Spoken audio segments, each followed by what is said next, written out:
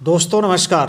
Rajesh sir classes में आपका स्वागत है। आपके सामने क्लास 10 यूपी बोर्ड 2023 इंग्लिश का पेपर। इस वीडियो में पूरे पेपर का हल बताऊंगा। ये भी बताऊंगा कि 2024 में आप क्या करेंगे कि अच्छा से अच्छा मार्क्स गेन कर सकें। तो देखिए पेपर इसी प्रकार का रहेगा और रोल नंबर यहाँ लिखना होगा, यहाँ नाम, इसी प्रकार का संकेतांक आएगा जिसे आपको अपनी कॉपी में लिखना होगा। समय time 3 hours 15 minutes, maximum marks 70। General instruction first 15 minutes are allotted to candidate to reading the question paper. देखिए जब क्वेश्चन पेपर आपके हाथ में आए तो तुरंत लिखना नहीं चाहिए, पहले पेपर को सावधानी पूर्वक पढ़ना चाहिए और समझना चाहिए कि क्या आंसर लिखना है, क्या है। थोड़ा सा मिस्टेक करेंगे तो आंसर गलत हो सकता है।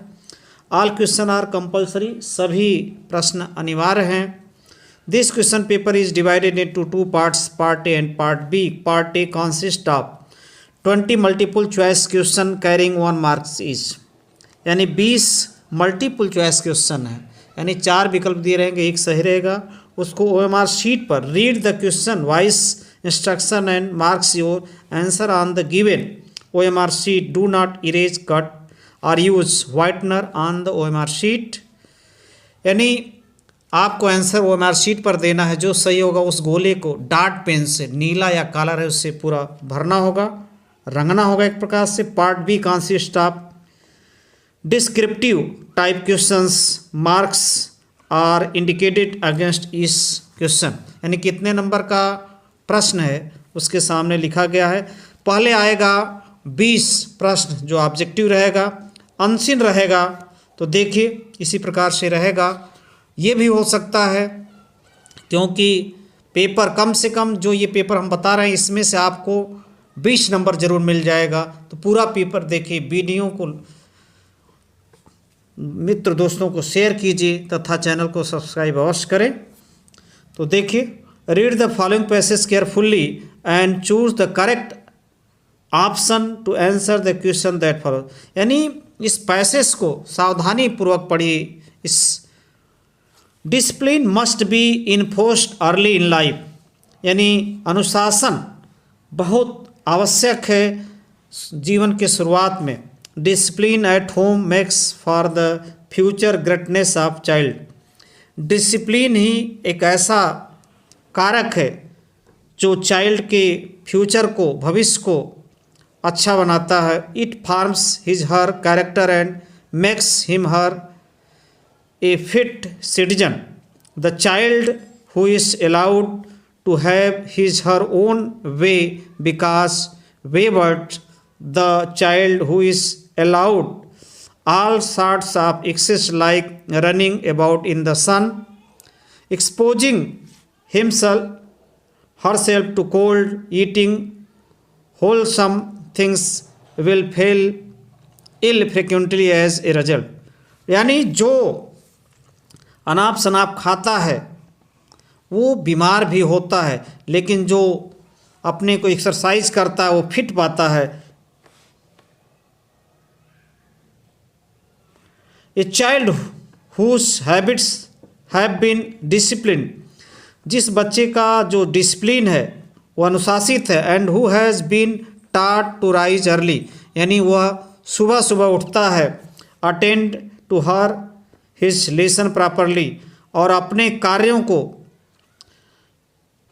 अच्छी प्रकार से करता है। Takes physical exercise at the proper time, और फिजिकल शारीरिक व्यायाम करता है।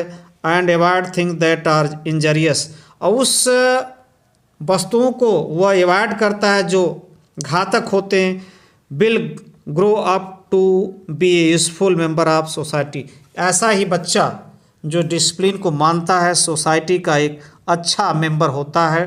तो इस प्रश्न के आधार पर 3 क्वेश्चन है जिसे का हमें आंसर देना है। तो देखिए पहला क्वेश्चन यहाँ है, discipline is important for a child because it makes him her a hard working, it makes him her A truthful, it makes him her A honest, it forms his her character and makes him her a good citizen. तो ये para में दिया गया यही सही है, ठीक, D सही है, क्योंकि आप देखेंगे यहाँ पर लिखा है makes him her a fit citizen, ठीक। तो आप ऐसे पैरा आएगा और उसी में से आंसर आपको देना है। आगे देखिए, discipline child will grow up to be a problematic person, नहीं भैया, प्रॉब्लमैटिक कैसे रहेगा, सेंसलेस पर्सन नहीं, यूजफुल मेंबर ऑफ सोसाइटी, आपने अभी पढ़ा सुना भी, यानी दूसरा का सी सही है। Which word is opposite of the word frequently, frequently माने बार बार, इसका अपोजिट हमें ढूंढना है as use in the passage, जो कि इस पैसेज में दिया गया है। तो इसका अपोजिट यानी फ्रिक्वेंटली का अपोजिट कभी कभी, प्रायः, अये रेयरली यानी कभी कभी, ठीक, उल्टा इसका बी है। अब देखिए क्वेश्चन नंबर 4 से 8 तक, choose the correct option to answer the following question. तो देखिए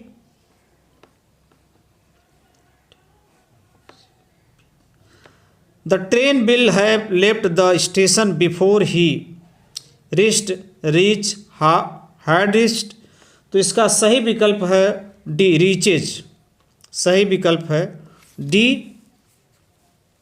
अगला है if you do not do your work carefully you are, if you do not do, अपना कार्य सावधानीपूर्वक नहीं करते हैं, you are worthless, senseless, careless, सही विकल्प है के, आप यानी आप केयरलेस है। हाँ, अब देखिए 6वां प्रश्न, rearrange the following words cluster, following word cluster to make a meaningful, यानी ये शब्दों का एक गुच्छा है, कह लीजिए क्लस्टर है, जिसे आप एक मीनिंगफुल सेंटेंस बनाना है, अर्थपूर्ण वाक्य बनाना है, कहने का अर्थ है। तो देखिए these boys not do play football, गलत है, do these boys not play football, सही यही होगा, ठीक, बी वाला।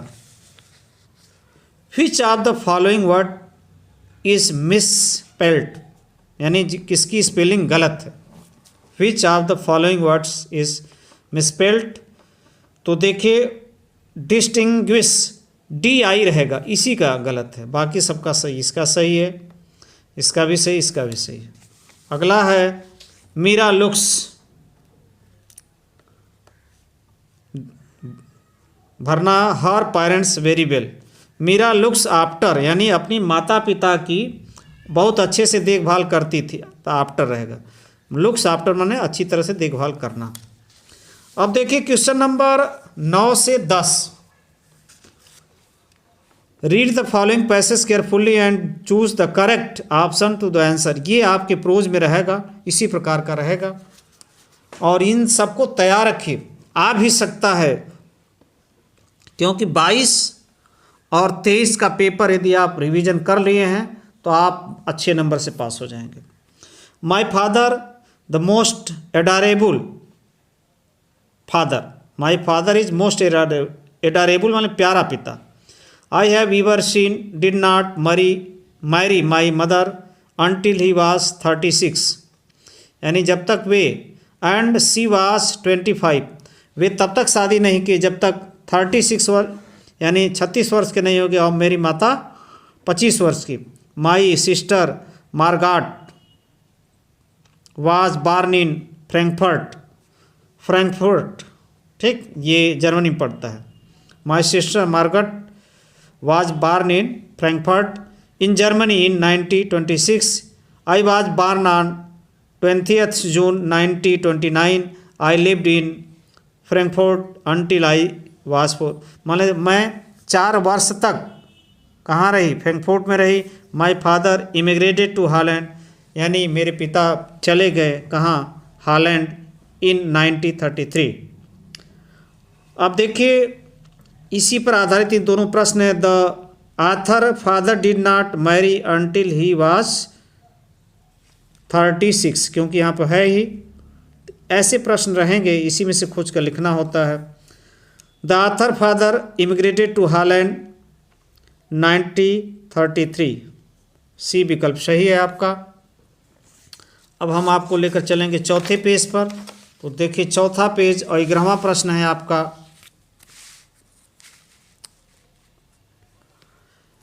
Question number 1130, choose the correct option to answer the following questions.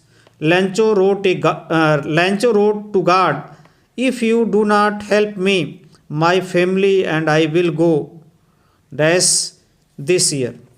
यानी पानी पाथर पड़ा था जिससे उसकी फसल नष्ट हो गई थी, तो वही उन्होंने लेंचो ने भगवान को एक पत्र लिखा, if you do not help, यदि आप मेरी मदद नहीं करते हैं, my family and I will go dash this year, यानी मैं और मेरे परिवार वाले भूखे रहेंगे यदि आप हमारी मदद नहीं करते हैं। तो ये डी विकल्प सही है। अगला है dash the took place in the lovely sandstone amphitheatre form by the union building of Pretoria ceremonies, सही विकल्प है सी यहाँ पर रहेगा। द गर्ल बल्लियामयी वाज कॉल्ड, बल्ली यानी बी भी यहाँ भरा जाएगा, यहाँ वल्ली फॉर शार्ट, यहाँ बल्लियामयी को शार्ट में वल्ली कहते थे। अगला है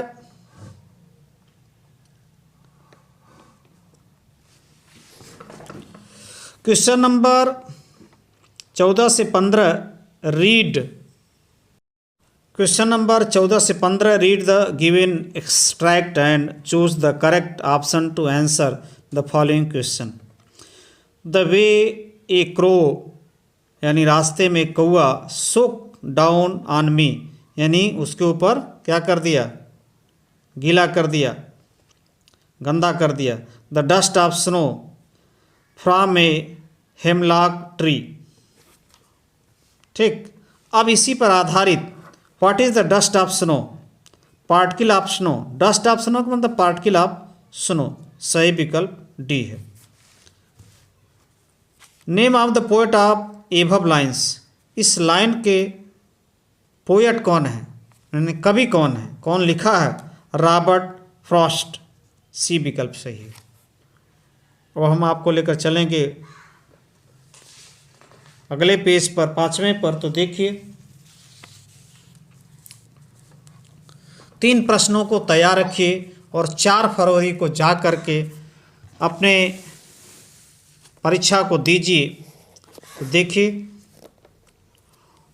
16 से 20 question number 60 to 20, choose the correct option to answer the following questions here.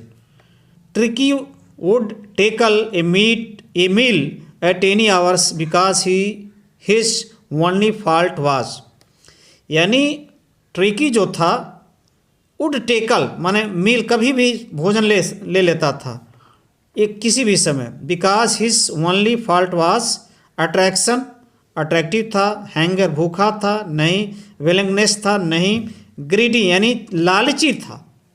ठीक, तो डी सही है।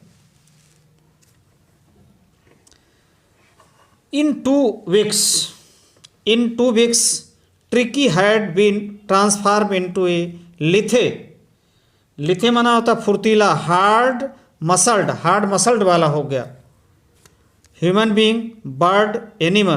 तो ट्रिकी क्या था, एनिमल था, कुत्ता था भाई, इंसेक्ट, तो ये हो गया एनिमल, सही है। Mme Loisel suffered from the poverty of her apartment, the seedy wall माने जर्जर, द स्वर्ण chair,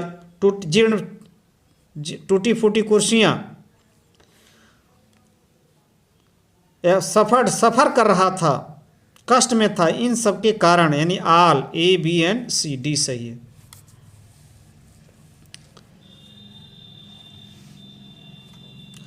भोली's father Ramlal had 3 sons and 4 daughters, 2 daughters and 5 sons, 4 sons and 3 daughters, 1 daughter and 6 sons, नहीं 3 sons and 4 daughters, पहला ही सही है। अगला है but I will not have such A mean greedy लालची एंड कॉन्टेम्प्टिबल कोवर्ड्स, घृणित कायर एज माई हस्बैंड, कि मेरा पति ऐसा हो, लालची हो, कायर हो। What does this statement suggest, यह किसका स्टेटमेंट था? भोलीबाज, कोवर्ड नहीं, भोलीबाज बोल्ड, भोली बोल्ड थी, इसी नाते इससे शादी नहीं करना चाहती थी। वो चाहती थी कि मैं ऐसे लालची पति से, ऐसे लालची आदमी से शादी नहीं करूँगा, अपने माता पिता की सेवा करना ही उन्होंने चुना। तो बी विकल्प इसका सही, भोलीबाज बोल्ड, क्योंकि वो बोल्ड थी भाई, वो साहसी थी, वो निर्भयी थी। अब चलते हैं अगले प्रश्न पर। तो देखिए अगला प्रश्न आपके इंतजार में 24वां, 21वां, 24वां सब है। Part B, reading, read the following passage and answer the question that follows. Read the following passage, इस पैसेज को पढ़िए और इस पर आधारित प्रश्नों का आंसर देना है। रहीम एंड हुसैन बेयर नाइबर्स, पड़ोसी थे। Hussain was an honest man, he was liked by all the people in the village. This made Rahim jealous, इससे रहीम क्या करता था? ईर्ष्या करता था, जलता था। He wanted to get Hussain into trouble, वो चाहता था कि हुसैन कष्ट में रहे। One day Rahim went to the जज and complained Hussain has stolen a silver bowl from my house, यानी एक चांदी का कटोरा चुरा लिया है। जज के पास जाकर कहा। द जज asked Hussain to be brought to the court, वो कोर्ट में उसको लाया गया। ही सेड टू द जज, my lord I am honest, मैं ईमानदार हूँ। I did not steal the bowl, asked Rahim to prove that I stole it. Rahim said, my lord we can put this his honest to the test. I will put a piece of red hot iron in his hands. If he can hold it in his hand, that will prove the honesty. वो कहता है एक जलता हुआ piece of red hot, लोहे का एक गर्म टुकड़ा उसके हाथ में रखेगा। यदि यह उसको पकड़े रहेगा तो ईमानदार होगा। ये कहने का अर्थ है किसका? रहीम का। अब देखिए, why was Rahim jealous of Hussain, why was Rahim jealous या jealous, jealous of Hussain, Hussain से क्यों जलता था?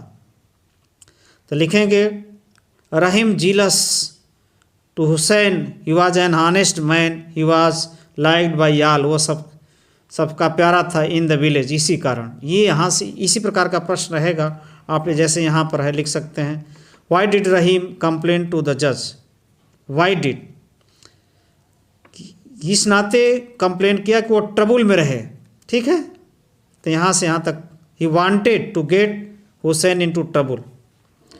वाट proposal did Rahim makes a test to honesty of Hussain, तो यही है, put a piece of red hot iron, यानी लोहे का गर्म टुकड़ा उसके हाथ में पकड़ा दिया, यही था उसका। Which word in the passage mean truthfulness, ईमानदारी, तो इसमें हॉनेस्टी ये है इसका। अगला है राइटिंग, यहाँ से है, write a letter to your mother requesting her to send your sister. तो ये प्रश्न तैयार करिए, इसी प्रकार के प्रश्न आएंगे। 4 नंबर का है, राइट एन एप्लीकेशन, या नहीं कर सकते तो ये करिए, write an application to the principal of your college school requesting him to grant you full concession in fees showing that your parents are not in a position to afford it.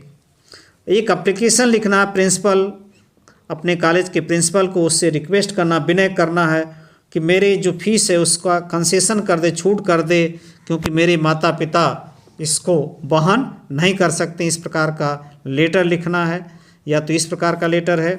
अब देखिए आ गया 23वां प्रश्न, right A report on the importance of tree, यानी पेड़ के महत्व पर आपको एक रिपोर्ट लिखना है 80 से 100 शब्दों में। हिंट दिया है टाइप्स ऑफ ट्री, पहले हेडिंग डालेंगे, टाइप पेड़ों के प्रकार, देयर यूटिलिटी उनकी उपयोगिता, एनवायरनमेंट वातावरण में, प्रोडक्ट्स क्या क्या पैदा होता है, that the given trees and human health, your impression और आपका क्या प्रभाव है, ये सब इस आधार पर आप लिखेंगे। या तो फिर क्या करेंगे, राइट एंड आर्टिकल आने पब्लिक पार्क, एक पब्लिक पार्क सार्वजनिक पार्क पर आपको एक आर्टिकल लिखना है और 80 से 100 शब्दों में। What's taking clues need of park in cities and, ये क्लू है, इसके आधार पर नीड यानी पार्क की शहर वासियों के लिए क्या नीड्स है, पार्क इन और सिटी, हमारे पार्क में कितने हमारे सिटी में कितने पार्क हैं, द बेस्ट पार्क ऑफ और सिटी, सबसे अच्छा पार्क कौन है, ये सब शब्दों को लेकर के आपको लिखना है। तो इस प्रकार के प्रश्न हैं। अब हम आपको लेकर चलेंगे 7वें पेज पर। तो देखिए 7वां page, rewrite the following sentence, ये रीराइट करना है। 24वां है, तो 24वां, rewrite the following sentence by changing into indirect speech. My father said to me, do you want to continue your studies. तो देखिए इसको आप लिख सकते हैं इस प्रकार, इसका ये देखिए है, my father asked me if I want to continue my studies. ठीक है, ये चेंज करके इसमें लिखना। दूसरा है, changed the following into passive voice, it worries me, it worries me, I am worried by it, I am worried by it. ठीक है ना, पैसिव वॉइस इसका ये होगा। अगला है, पंक्चुएट द फॉलोइंग, यानी कामा पूर्ण विराम सब लगाना है, पंक्चुएट करना है। Ram do you like my dress said Shyam, तो राम देखिए inverted comma, comma do you like my dress, comma प्रश्नवाचक चिन्ह सेड श्याम, ये है आपका। इस प्रकार से आप करेंगे। अब ये ट्रांसलेशन अपने से करिएगा, वीडियो लंबा होता जा रहा है। तैयार रखिए, 4 फरवरी को खूब लिखिए। अब ये है लिटरेचर से प्रश्न है, इन प्रश्नों को तैयार रखिए, ये आ रहे हैं आपके बोर्ड एग्जाम 2024 में। देखिए, what did Lencho call to employees a post office in his letter to God, या इसका आंसर देना है। लिखा है, answer the following question in about 30 से 40 शब्दों में उत्तर लिखना, इसका अथवा इसका, ए में इसका या ए, जो सही आ रहा है वहीं लिखिएगा, दोनों में से एक ही करना। यहाँ है, who is the brave man according to mister Mandela, or how did the author birthday pass in the summer 1941, यह या तो यह। अब यहाँ पर है, एक का answer any one of the following, एक का उत्तर लिखना है, how did Nelson Mandela describe the sense of, और ये है, दोनों में से एक का लिखना है। फिर यहाँ पर आ गया है तीसरा 3 नंबर का 27वां प्रश्न, mention 3 things that humans do not animal don't do, or write 4 lines of any poem describe in your syllabus, यानी पोएम 4 लाइन का पोएट लिखना जो आपकी किताब में हो, लेकिन इस आपकी किताब में, लेकिन इस पेपर में नहीं है। Do not copy the lines given in the question paper, question paper में वो नहीं आया हो। ये आपको है 27वां प्रश्न है। 28वां प्रश्न आप देख सकते हैं, राइट द सेंट्रल आइडिया, एमंडे free and ice, fire and ice, fog, तीनों में से 3 नंबर का है, एक का लिखना है सेंट्रल आइडिया। और answer any one of the following, how many rupees did Hari Singh find when the counted the notes, what did Griffin through of, एक का आंसर देना है। यहाँ पर है, एक का आंसर देना 30 से 40 शब्दों में, 60 शब्दों में देना इसका या तो इसका, स्क्रीनशॉट ले सकते हैं। नमस्कार।